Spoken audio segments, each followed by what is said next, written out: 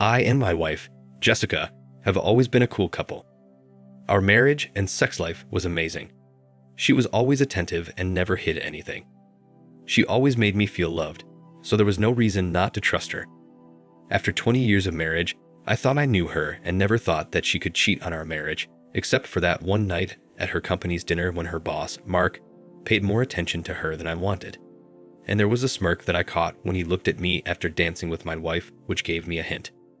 For some reason, I had a bad feeling that was bothering me, and it got much worse when I told Jessica about it the next day. The way she stood up for him and tried to make me feel like I was overreacting confirmed my suspicions. Too many late meetings and missed lunches suddenly register as a red flag that I need to address immediately. The more I thought, the more furious I became. Jessica is Mark's personal assistant. Mark is the managing partner of a prestigious law firm. He is one of those guys who loves to flaunt his success with expensive cars, jewelry, a luxurious lifestyle, and his young trophy wife, Stella. She was a young 30-year-old, extremely beautiful lady for whom he exchanged his ex-wife of 20-plus years. Mark likes to make jokes at other people's expense, and I remember him making fun of my work on one of our talks. You see, I sell screws and fasteners to large retail stores. It's not a glamorous job, but I make over $200,000 a year, which provided a good living for my family. I gave Jessica everything she wanted and was able to pay for our daughter, Sarah's college education. She was now in her second year. We also live in a pleasant community with good friends and a comfortable lifestyle. Of course, I wasn't a power broker and I didn't make $1 million a year like Mark, but we were happy. At least, that's what I thought. Anyway, the night he decided to mock my work in front of my wife and others, I was pissed off.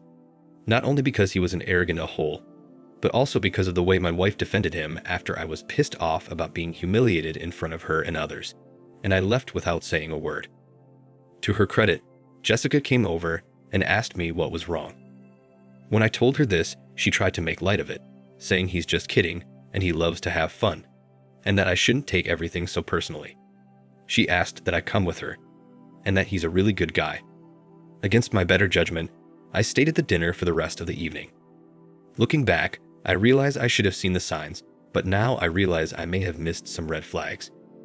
Damn it, I'm not a fool, and I wouldn't sit quietly. I can understand other people's attraction to Mark.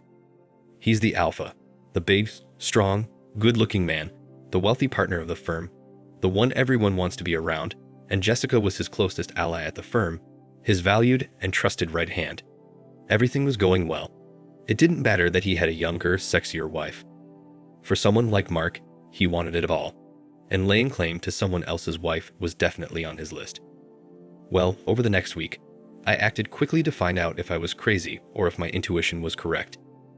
After 6 audio recording devices and 5 video cameras arrived, I began to implement my plan of action.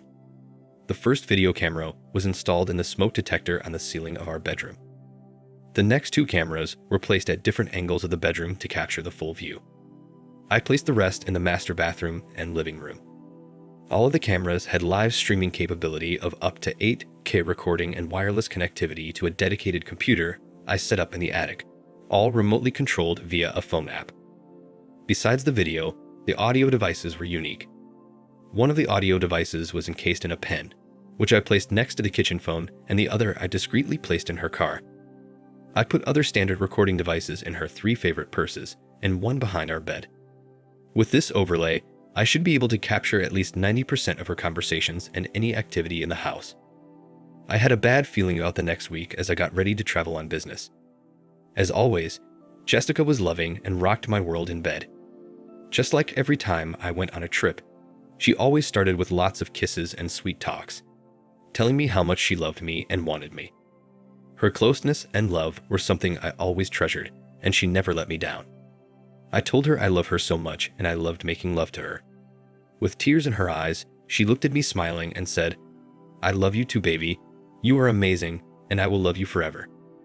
It was an amazing night, and I felt so close and in love with this woman that I knew there was no way she could be unfaithful.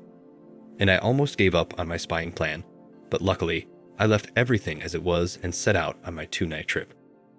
I wanted to give her enough time in case something happened. We kissed goodbye, and by 6 p.m., I was on my way for the 3-hour drive to the hotel. The trip allowed me to replay the last 6 months of trying to find something else to do.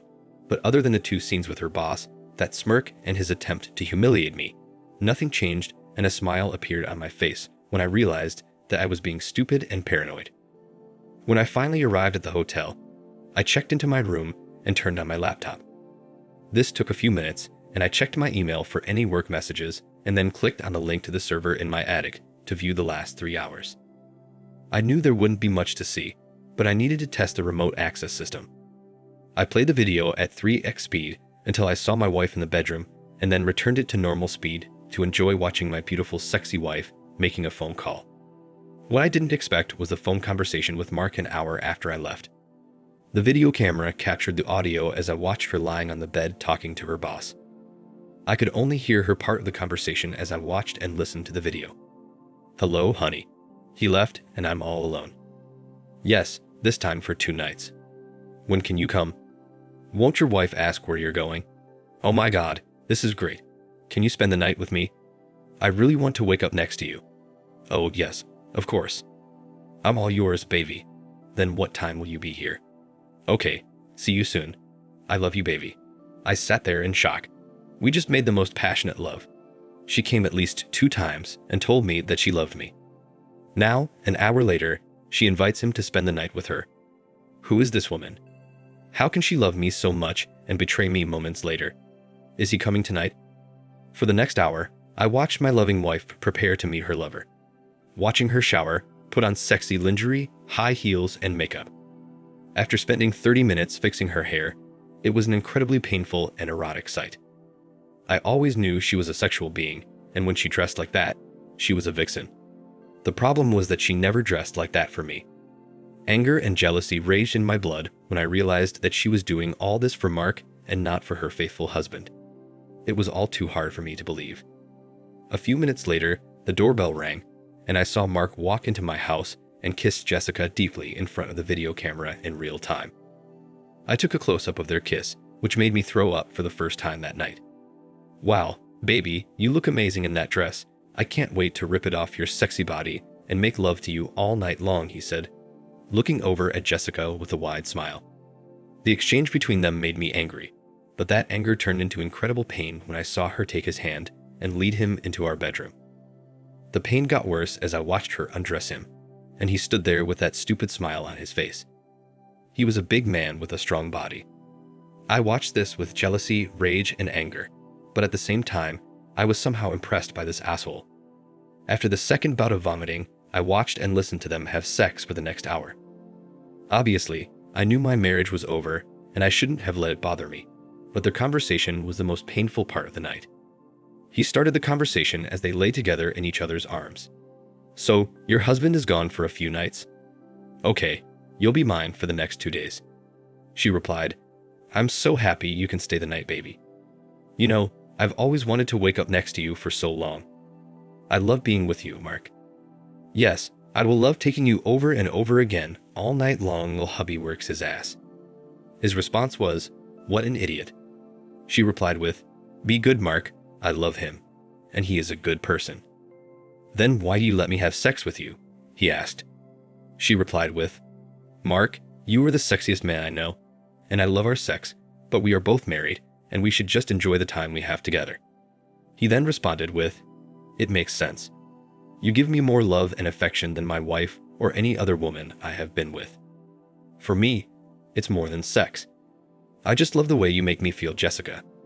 This part really hurt because the love he was talking about was supposed to be just for me, but now I realized that she shared her love with another man. I continued to listen and watch as they hugged, kissed, and talked. He then asked, "Does your husband satisfy you as much as I do, Jessica?" Her response was, "He's a wonderful lover, but no, he's not like you. You do things to me that I can't explain." I sat there sad, hurt, with a deep sense of loss. I turned off the computer and could no longer listen to this betrayal in my home and bed. After several hours of insomnia and struggling with my anger, I realized that there would be a lot of pain and revenge in my future. When I returned home after my trip, everything was fine, complete love and respect as if nothing had happened. Jessica greeted me with a big hug and lots of kisses. She acted as usual, as if nothing had happened while I was gone. Instead of the love I had always felt for her, I now felt disgust and shuddered at her kiss. I did a great job as an actor and acted as normal as possible. I collected all the recordings and videos together, made copies to the cloud as a backup, and created an encrypted file on my computer. Over the next 2 weeks, I made sure every second Jessica spent with me counted. I kept her busy and didn't give them any opportunity for quickies or late-night sex. She even asked me when my next trip was planned. They clearly wanted me to leave, and one morning, I overheard their conversation while she was driving to work.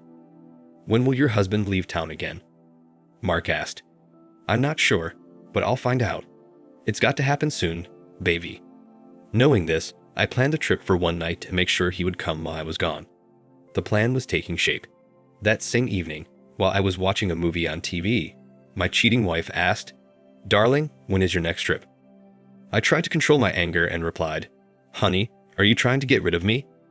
"Do you have a secret lover who comes when I'm not there?" I said in a joking voice. She didn't lose her rhythm and didn't show any signs of guilt. "Do not be silly. I like it when you're home. I hope you don't have to leave, and I'm wondering if your travel has been cut back." I replied, "No, sorry honey. My job still requires me to travel. Yes, I have an evening appointment next Tuesday, and I'll be back sometime on Wednesday." She said in a convincing tone, "I hate it when you leave. I wish you didn't have to travel like that. I miss you so much when you're gone." Then she came over, hugged me, kissed me deeply, and made me feel more love than I can explain. When I realized that she was giving the same love to another man, I wanted to scream and throw her to the floor, but I kept my appearance and continued to work as usual, knowing that next week my plan would be put into action. On Tuesday, I packed up for the trip, and Jessica and I had our last session of lovemaking. After tonight, there will be no more us. She kissed me wonderfully before I left that night, and I wondered if she had seen the sadness in my eyes when I looked at her one last time. I saw her expression change, and I wasn't sure what she was thinking.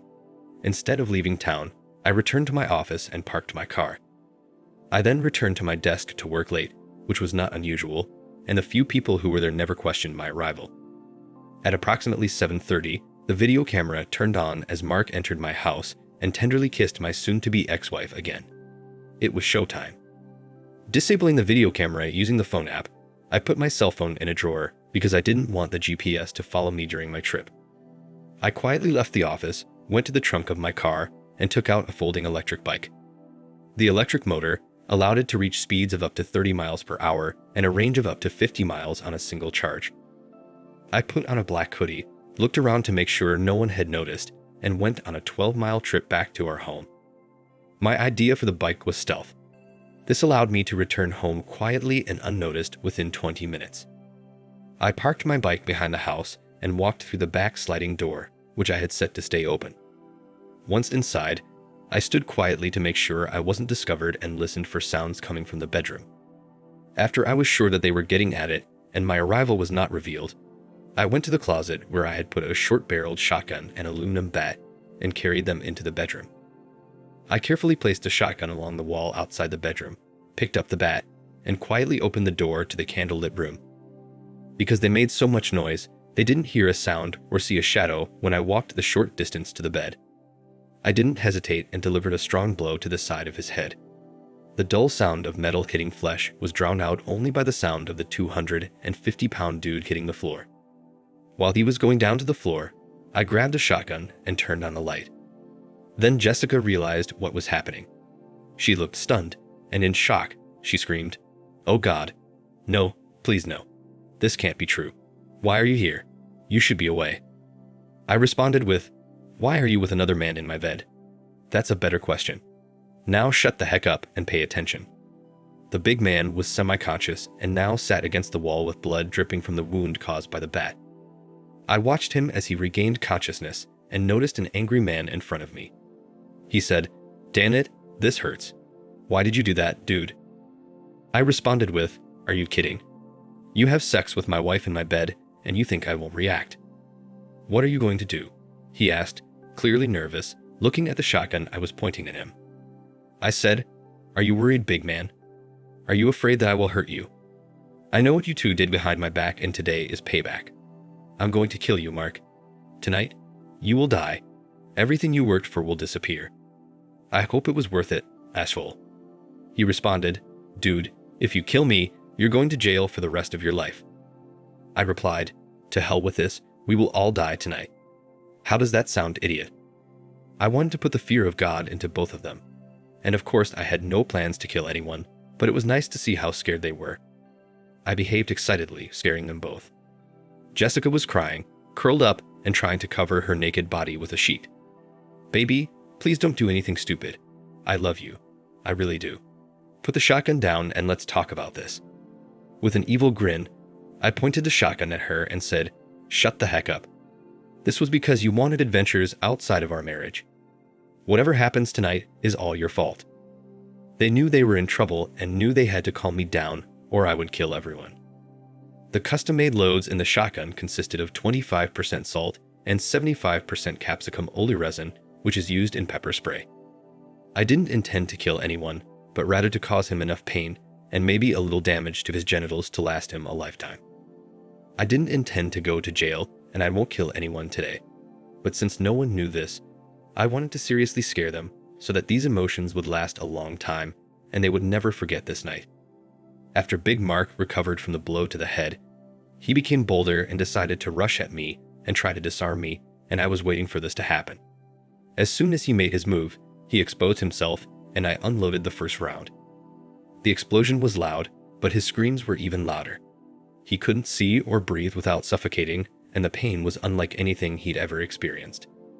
A few minutes later, as he sat there, writhing in pain and bleeding, I explained how it would work. I gave the big man a kick to get his attention, all the while looking at my soon-to-be ex-wife. Listen to me, and you too, my cheating wife.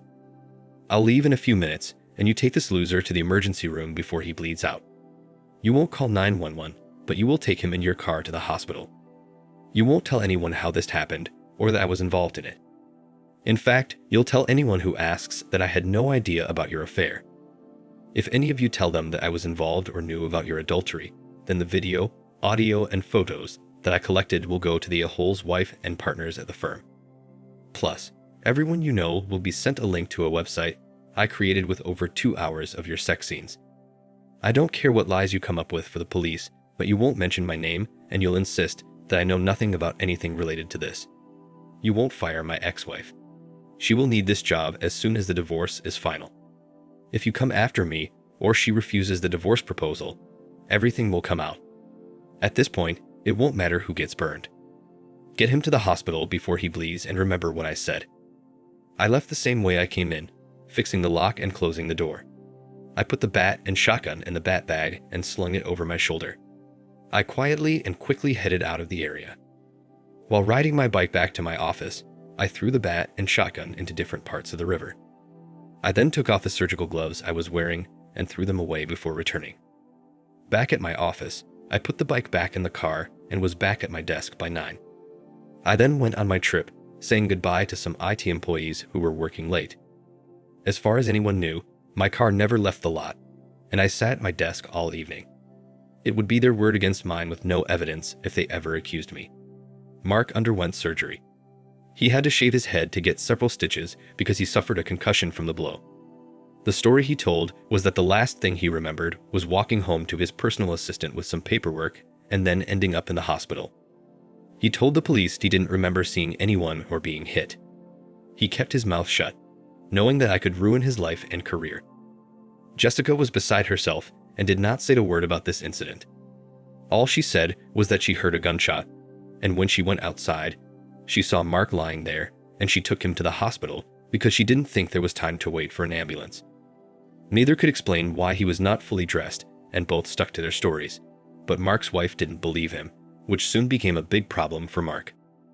I spent the afternoon removing the surveillance equipment, uploaded everything to an encrypted cloud server, and kept the equipment away. Any remaining evidence that I knew about their affair was now out of reach in the cloud. Jessica came in around 6 p.m. and found me in the living room with the bottle of my good whiskey in my hands. I sat quietly while she sat across from me on the couch. She looked broken and sad. I had never seen her like this, and for a brief second, I felt sorry for her. With tears in her eyes, she could not stand it and tried to explain everything. Johnny, I know what you saw was bad, but what you need to know is that I wasn't in love with him. I know what it looked like and what I said, and it must have hurt, but you know me. And after sex, I need connection. I said it all to you in my heart. It was all for you, baby. Whenever you left, I hated being alone and Mark would keep me company. And yes, it got sexual, but it was just sex. You have to believe me. My mouth was wide open in amazement at the incomprehensible excuse she made. I said, Jessica, I listened to your explanations. And although you said that these words of love were addressed to me, I cannot help but believe that they were addressed to Mark. It's over, Jessica. 20 wonderful years thrown away because of your boss and your adultery. We will both have to live with your actions for the rest of our lives. Thank you for the pain and suffering you caused me. I will always cherish it, I said sarcastically. What do we do now? She asked in tears. Well, I'm done with you.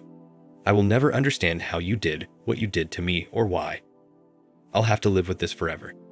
There's no way I can forgive what you did, but I will keep my promise and not reveal your infidelity.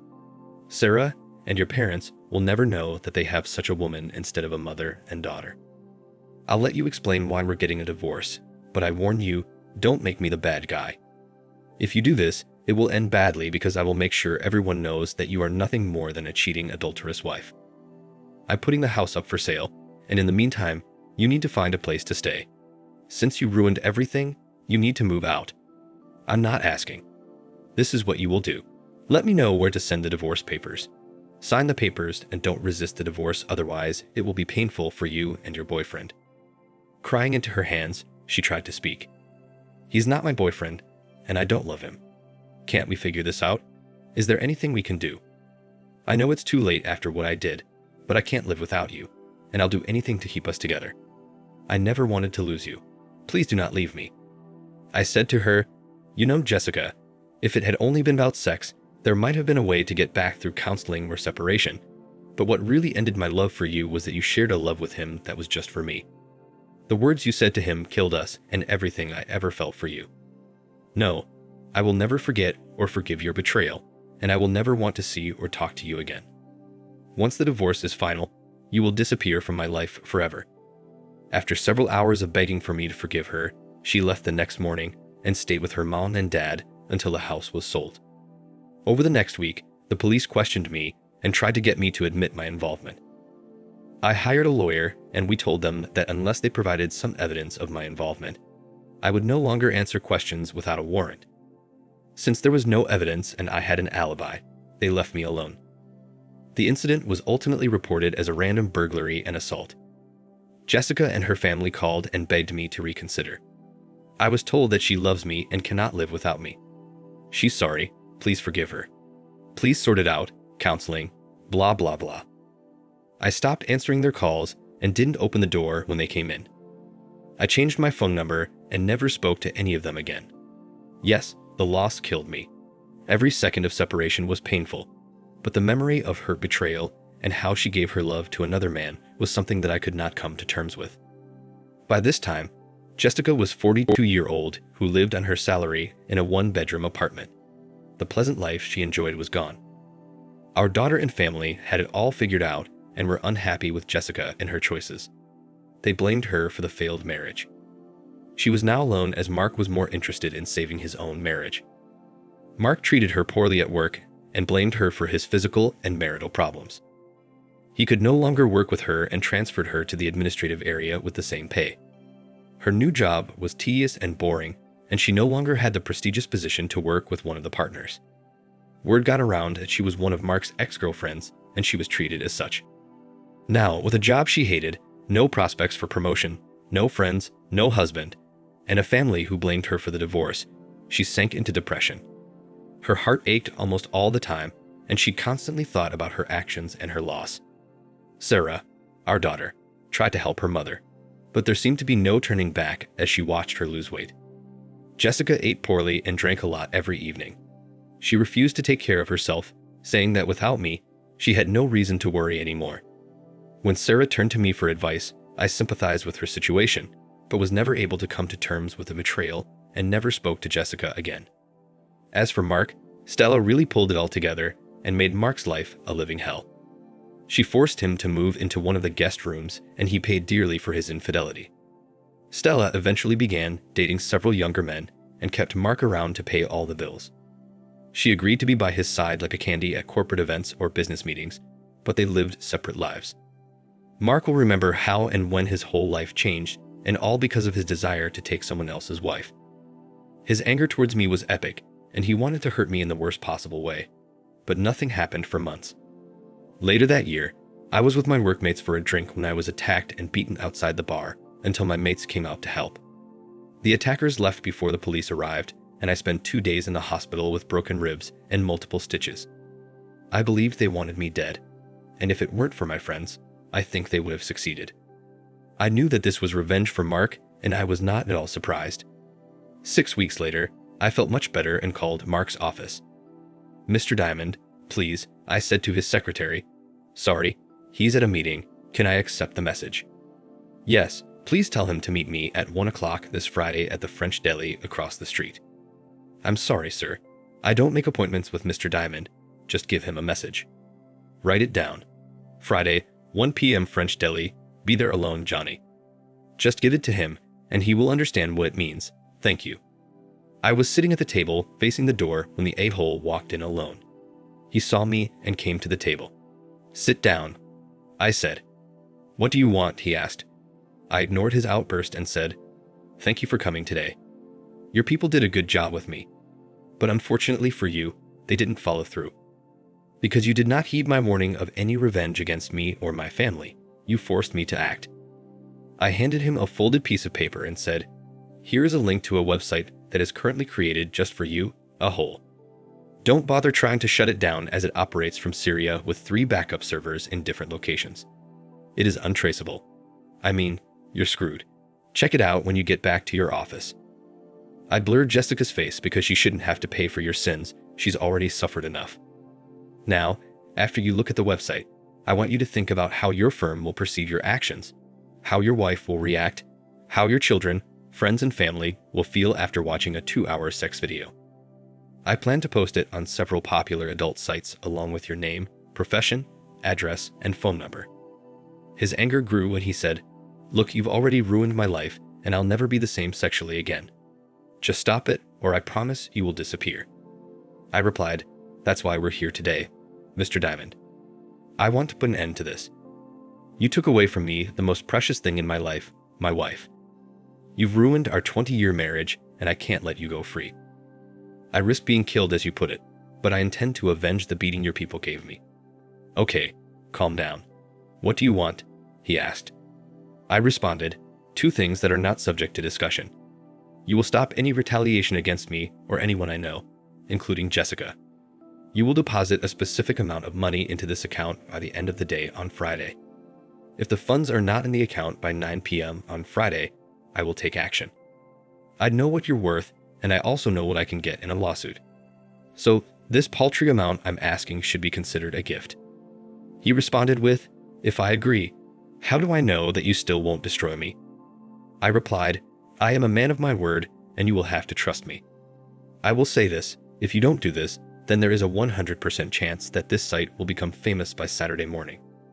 I'd hope you suffer for the rest of your life for what you did to my happy marriage." The money was transferred without hesitation. We sold the house and divided the property. Jessica had enough money to live a comfortable life if she continued to work or found another husband.